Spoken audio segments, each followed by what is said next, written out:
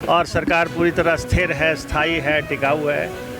और विपक्ष से हमारा आग्रह है कि वो कंस्ट्रक्टिव ऑपोजिशन करें, रचनात्मक विपक्ष करें, जो प्रदेश हित के इश्यूज़ हैं उनको उठाएं और साजिश षड्यंत्र छोड़ दें।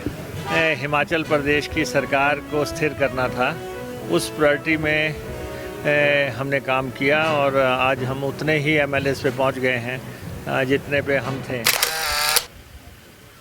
मैम थोड़ा आगे करो मैम। इसका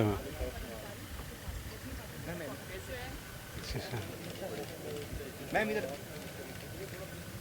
सभी तो बहुत दिनों के बाद मिली है। Yes ma'am. इसका सर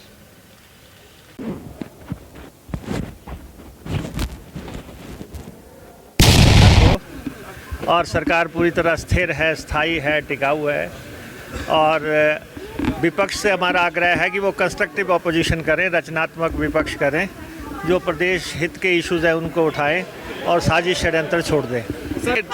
समीक्षा के लिए केंद्र ने उन राज्यों में जहां पार्लियामेंट में हार हुई है उसकी समीक्षा के लिए फैक्ट फाइंडिंग कमेटीज़ बनाई हैं और वो fact finding committee 2 members Himachal आई हैं।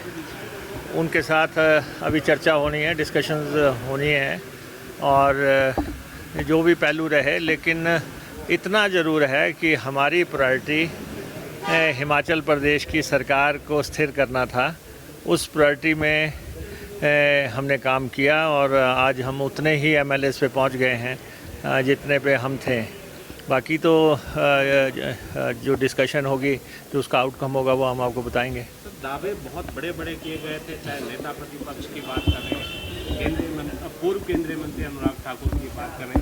अब ये जो मैंडेट आया, फिर आप 40 पर पहुंचे, क्या संदेश है ये सर, और भाजपा को क्या कहेंगे? नहीं, अब आप देखें कि अभी तीन सीटों पे इलेक्शन हुआ है। श्रीमती कमलेश ठाकुर जो हैं ऑलमोस्ट 10,000 के आसपास के मार्जिन से जीती हैं और वही मार्जिन से हमारे हरदीप बाबा भी जीते हैं। तो दोनों सीटें जो हैं एक बड़े रिस्पेक्टेबल और इम्प्रेसिव मार्जिन से हमने ये सीटें जीती हैं। और यहाँ पे दो इंडिपेंडेंट्स जो हैं, इंडिपेंडेंट्स का इस्तीफे का कोई प्रश्न नहीं बनता था। वो तो उनको बताना चाहिए कि आखिर what were the compelling circumstances कि उन्होंने इस्तीफा दिया। लेकिन 2 सीटों पे तो कांग्रेस के लोग आ गए, तो उन्होंने क्या गेन किया? 42 महीने की एमएलएशिप गवाई और एक हमीरपुर की सीट भी हम नैरोली हारे हैं और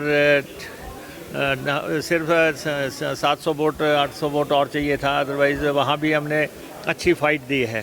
किसको आप किस तरह? नहीं, ठीक है, इलेक्शन से पहले वो आए थे, कुछ दुआ बनाने की कोशिश हुई होगी, लेकिन रिज़ल्ट्स तो प्रभावित नहीं हुए हैं। हमारे हक में 2 सीटें हमने जीती हैं। बाकी तो जो चुनौतियां आएंगी उनको फेस करेंगे एज ए गवर्नमेंट।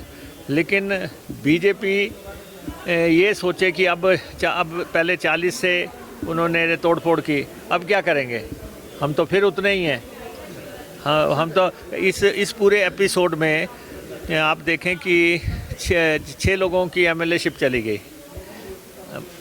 वो लोग किसके बहकावे में आए, क्या साजिश थी, क्या षड्यंत्र थे, उन्होंने क्या खोया, क्या पाया, ये तो उनको मंथन करना है। हमें तो नहीं देखो वो नेता प्रतिपक्ष हैं और विधानसभा का मसला है, एमएलएस को वहाँ से पिन डाउन करना और वहाँ से निकाल के अपने साथ जोड़ना। तो बहुत बड़ी जिम्मेवारी जो है जयराम जी पे जाती है कि उन्होंने 6 एमएलएस के एमएलएशिप गवा दी। उन्होंने प्रदेश में 4 महीने अस्थिरता का माहौल किया। उन्होंने जो है साजिश षड्यंत्र रची और वो जो है सरकार बनाना चाहते थे, सरकार नहीं बनी और उनका सारा ऑपरेशन औंधे मुँह गिर गया। ऑपरेशन लोटस विफल हो गया और प्रदेश में 40 की सरकार है। अब मुझे लगता है कि भाजपा को संयम रखना चाहिए और संयम रखते हुए एज ए ऑपोजिशन, एक रचनात्मक ऑपोजिशन करते हुए ऑपोजिशन की भूमिका निभाएं विधानसभा के भीतर और बाहर।